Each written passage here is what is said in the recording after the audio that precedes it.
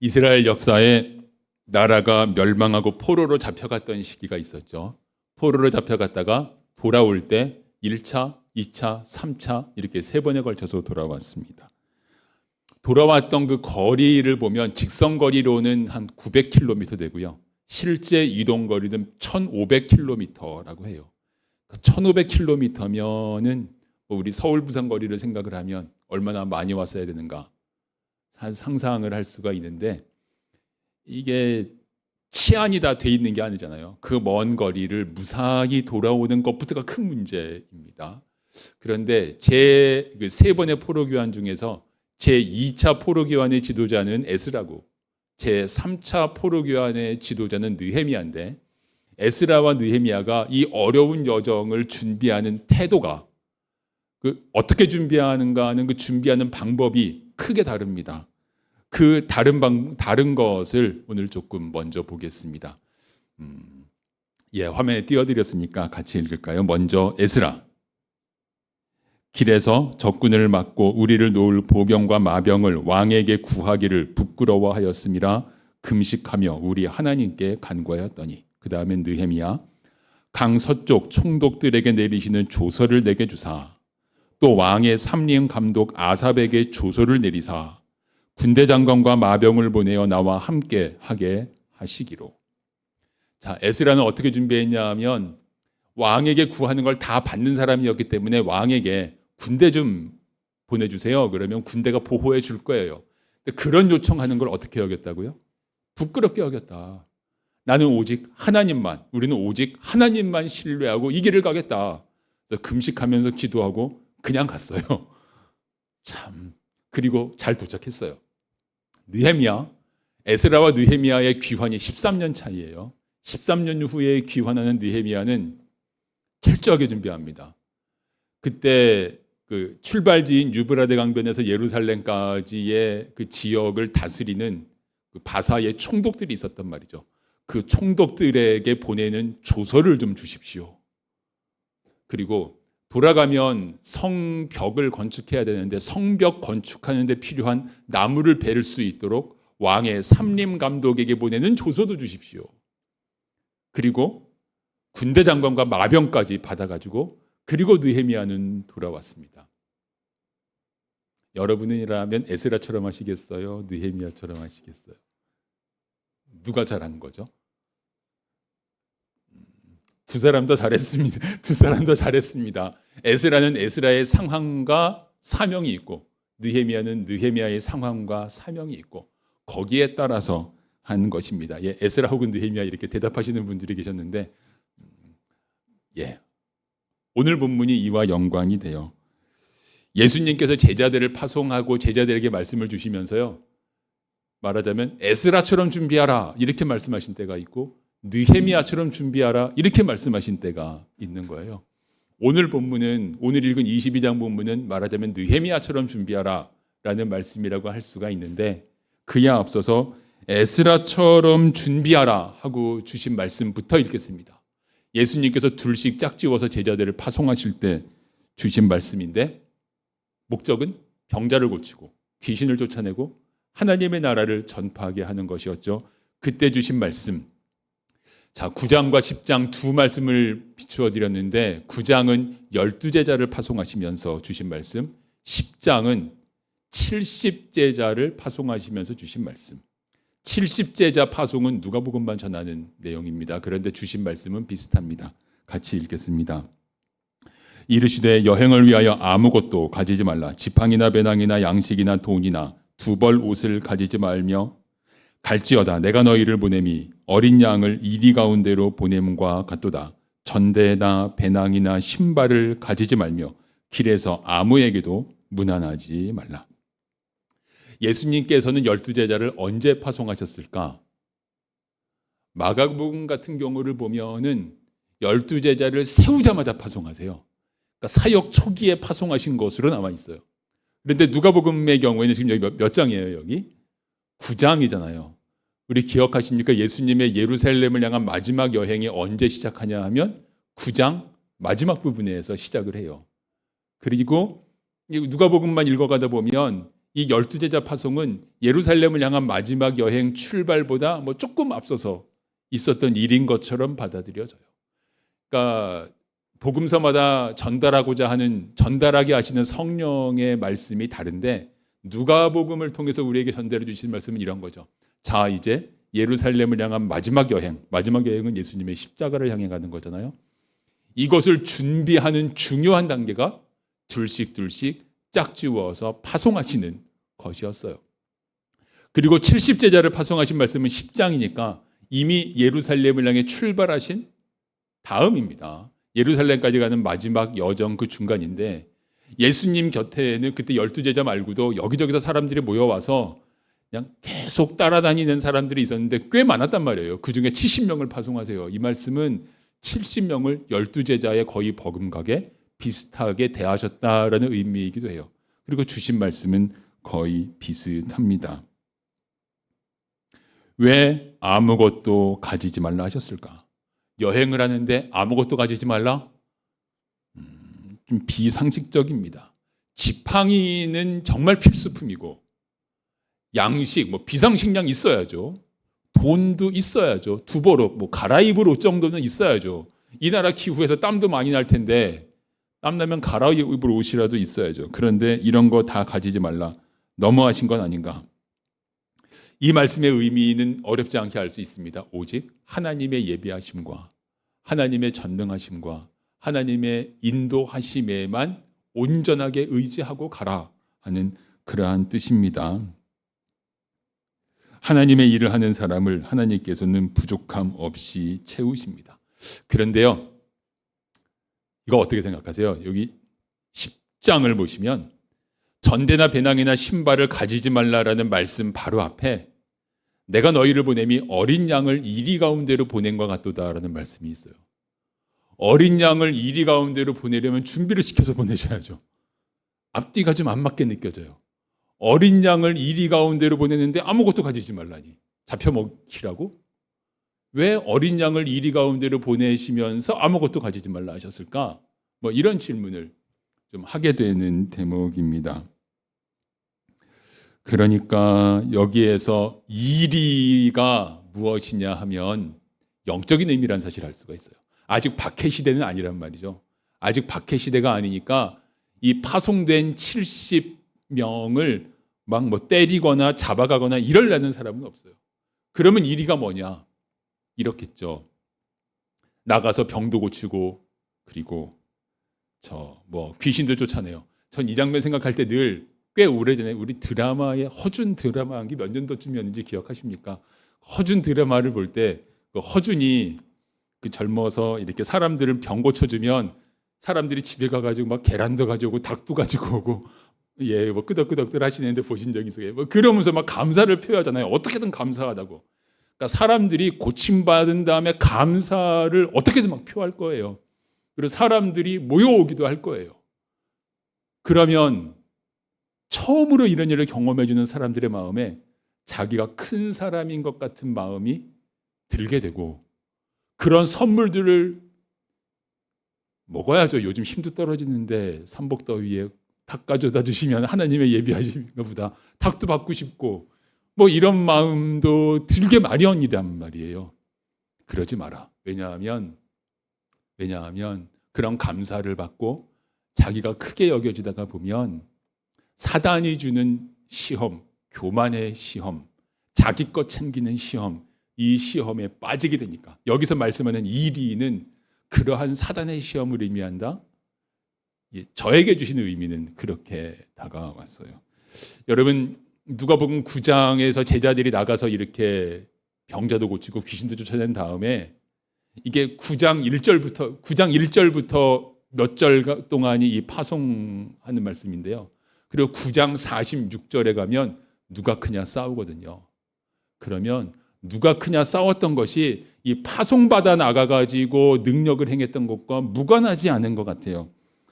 좀 유치하지만 이러지 않았을까요? 유치했어요. 이때 제자들이. 나 나가서 이런 병자 고쳤어. 그 사람 몇 년 동안 누워 있었대. 나 이런 귀신 쫓아냈어. 내가 쫓아낸 귀신이 더 대단했던 것 같아. 그 귀신은 이러이러이러하고 이러이러 했었거든. 내가 고친 병자가 더 고치기 어려웠던 병자인 것 같아. 가만히 있어봐. 나 그 병자 말고 또 고친 병자 있거든. 막 이러면서 이게 누가 크냐 하고 싸웠는데 누가 크냐의 구체적인 내용이었을 거예요. 내가 더 능력이 있지 어디서 까불고 있어. 그러니까 이미 제자들이 누가 크냐라고 싸웠다는 것 자체가 이 파송받아 나간 것 속에서 양이 이리 속으로 갔는데 이리의 침범을 받고 있는 그런 모습이다. 이렇게 볼 수가 있습니다. 자, 그런데 예수님께서 이제 이런 과정을 거친 다음에 이렇게 파송받았다가 돌아온 제자들과 함께 예루살렘에 오셨고 내일이면 십자가에 달리시는 그 마지막 밤, 목요일 밤에 그들에게 말씀하십니다. 같이 읽겠습니다. 그들에게 이르시되 내가 너희를 전대와 배낭과 신발도 없이 보내었을 때 부족한 것이 있더냐 이르되 없었나이다. 이르시되 이제는 전대 있는 자는 가질 것이요 배낭도 그리하고 검 없는 자는 겉옷을 팔아 살지어다. 부족한 것이 있더냐 없었나이다.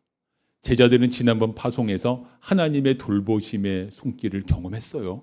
분명하게 경험했습니다. 부족한 게 있었더냐 없었습니다. 자, 그러면 그래 앞으로 계속 그렇게 하라가 아니고, 자, 부족함이 없는 걸 경험했지. 자, 그러면 이제는 전대 돈주머니도 가지고 배낭도 가지라 말씀을 하셔요. 검이 없다면 겉옷을 팔아서라도 사라. 이 겉옷을 팔아서 검을 사라는 말씀은 참 대단한 말씀인데요. 겉옷 그러면 그 당시 서민들에게는 재산 목록 1호에 해당하잖아요. 왜냐하면 겉옷은 겉옷일 뿐 아니라 밤중에는 이불로 덮고 자야 하니까. 여러분 구약 율법을 보면 그런 율법 기억하실 거예요. 그 돈을 꿔주면서 저당을 잡는데 저당을 겉옷으로 잡을 수도 있단 말이죠. 돈 꿔주고 겉옷을 저당 잡았거든. 해지기 전에 돌려줘라. 그 사람 밤에 그거 덮고 자야지. 저당 잡아가지고 밤까지 가지고 있으면 안 돼. 저당을 저당 잡았다가 돌려주고 날 밝으면 또 가져갔다가 밤 되면 또 돌려주고 안 잡고 말지. 하지만 어쨌든 그렇게 말씀하실 만큼 겉옷은 그만큼 중요해요. 오늘의 초점은 겉옷은 그만큼 중요한데 그 겉옷을 팔아서라도 검을 사라. 겉옷 없으면 못 사는데 생활이 안 되는데 겉옷 없으면. 그런데 그런 겉옷을 팔아서라도 검을 사라. 이 말씀은 무슨 말씀일까? 좀 당황스러운 말씀이에요. 자, 어쨌든 그러니까 여기까지 묵상하고 나면 이렇게 받아야 되겠죠. 아, 이 말씀은 상징이구나. 이 말씀은 비유구나. 이 말씀이 상징하고 비유하는 바가 뭘까? 이렇게 생각해야 되겠습니다. 이 말씀이 상징하고 비유하는 바를 알기 위한 단초는 여기에 있는 이제는입니다. 이르시되 이제는 36장 시작을 할 때 이제는 상황이 바뀌었다는 말씀이에요. 상황이 바뀌었어요. 이제는 상황이 어떻게 바뀌었냐? 이렇게 바뀝니다. 아직 안 바뀌었는데 곧 바뀔 겁니다. 같이 읽겠습니다. 내가 너희에게 말하노니 기록된 바 그는 불법자의 동류로 여김을 받았다 한 말이 내게 이루어져야 하리니 내게 관한 말이 이루어져 가미니라. 불법자의 동류로 여김 받았다. 사형 선고 받으신다는 것이고 십자가에 못 박히시는 것을 의미하죠. 십자가가 다가오고 있습니다. 그러면 상황이 어떻게 바뀌느냐? 지금까지는 바리새인들이 예수님에게 막 시비 걸고 이러긴 했지만 박해는 아니었어요. 붙잡아가고 이러는 건 아니었단 말이에요. 이제는 박해의 시대야. 제자들은 예수님 없이 교회를 세워가야 하는데 이 교회를 세워가야 하는 이 시대는 박해의 시대야. 너희들은 이 박해를 준비하라. 너희들은 이 박해를 준비하라 하는 것입니다. 이 박해의 시대를 이겨내면서 교회를 세워가기 위해서 필요한 것이 많아요. 검이란 제자들 자신을 지키고 공동체를 지키기 위한 어떤 철저한 준비? 이런 거를 의미하지 않겠습니까? 박해자들에 맞서 검으로 싸워라. 이런 의미가 아니죠. 검으로 싸운 역사 없어요. 사도행전에 봐도. 자기를 방어할 수 있도록 단단히 준비해야 한다. 이를테면 조직, 성도의 훈련, 그리고 또 인내, 어떤 환난 가운데에서도 꺾이지 않는 소망, 이런 게 검이란 말이에요. 그리고 검 그러면 성경에서는 언제나 말씀의 검이에요. 말씀, 훈련, 이런 것들을 준비해야 하겠습니다. 박해 시대를 이겨내면서 교회를 세워가는 과정에 재정도 필요합니다. 지금까지 그들은 재정을 준비하지 않았지만 이제 교회를 세워가면서 가난한 사람을 도와야 하고 여러 가지 의미에서의 재정이 필요해요. 전대, 돈주머니를 준비하라는 것은 재정을 준비할 때 투명함, 욕심 없는 운영, 이런 것까지 포함하겠습니다. 돈만 준비하라는 게 아니라 전대를 준비하라. 너희가 돈을 다루게 될 거야. 투명한 운영과 그리고 투명함과 욕심 없는 운영을 준비하라. 다시 말하면 이건 이런 의미인데요. 제자들은 지금까지 책임질 게 없었어요. 이제는 책임 맡은 자로 살아가야 돼요. 지금까지는 예수님 따라다니면 됐어요. 근데 이제는 따라다니면 되는 사람이 아니에요. 교회를 이끌어 나가는 책임을 맡은 사람으로서 그 책임을 다하기 위해서 재정도 준비해야 하고 이것도 준비하고 저것도 준비하고 훈련도 진행을 해야 하고 예배도 인도해야 하고 말씀, 검, 조직도 갖추어야 하고 이런 것들을 다 갖추어야 한다는 말이에요.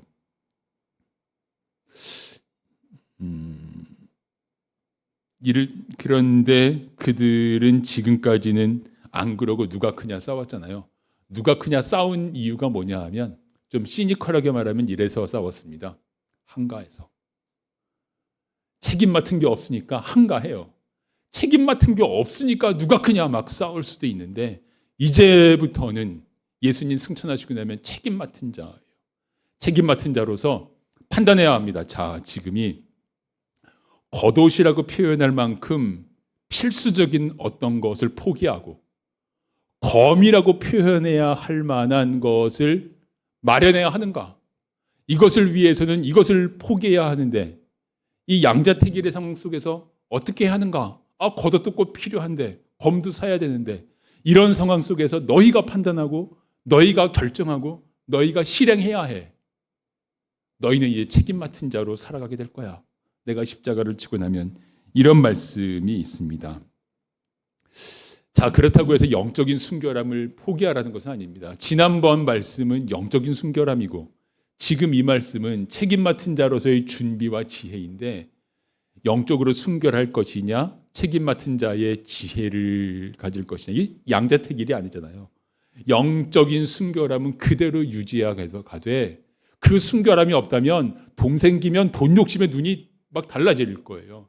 그 순결함을 지키면서 재정, 겉옷이냐 검이냐 뭐 이런 상황들을 이끌고 나아가야 하는 것이다.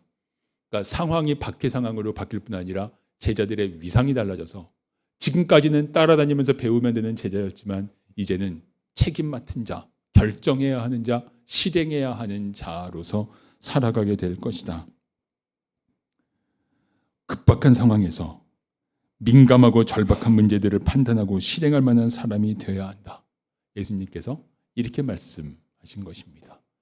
아까 영적인 순결함에 관한 말씀이 에스라 같으라는 말씀이라면 지금 이 말씀은 느헤미야 같으라는 말씀인데 느헤미야라고 기도 안 했느냐? 느헤미야도 기도했어요. 에스라라고 준비 안 했느냐? 에스라도 준비했어요. 잠깐 돌아보면 에스라가 뭘 준비했느냐? 이를테면 모인 사람들을 쭉 봤어요. 그랬더니 레위인이 한 사람도 없어. 레위인들은 돌아가봤자 재미가 없거든요, 삶이.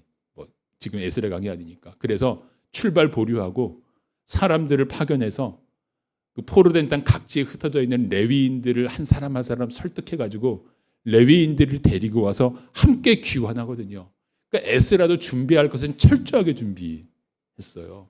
근데 겉으로 먼저 드러나는 게 영적인 순결함이었던 거고 느헤미야는 겉으로 드러나는 것이 지도자의 책임과 철저한 준비였던 거죠. 영적인 순결함 위에 이 지도자로서의 책임을 감당해야 한다. 그런데 제자들이 알아들었느냐 하면 제자들은 도무지 알아듣는 말씀이 없어요. 제자들은 못 알아듣습니다. 그래서 이렇게 반응합니다. 읽겠습니다. 그들이 어쩌오되 주여 보소서 여기 검 둘이 있나이다. 대답하시되 족하다 하시니라.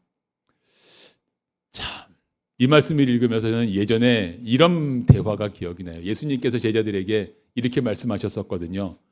바리새인들의 누룩을 주의하라. 이렇게 말씀하셨을 때 제자들이 뭐라고 서로 수군거렸는지 기억하시죠? 우리가 떡을 안 가져와 가지고 저렇게 말씀하시는가 봐.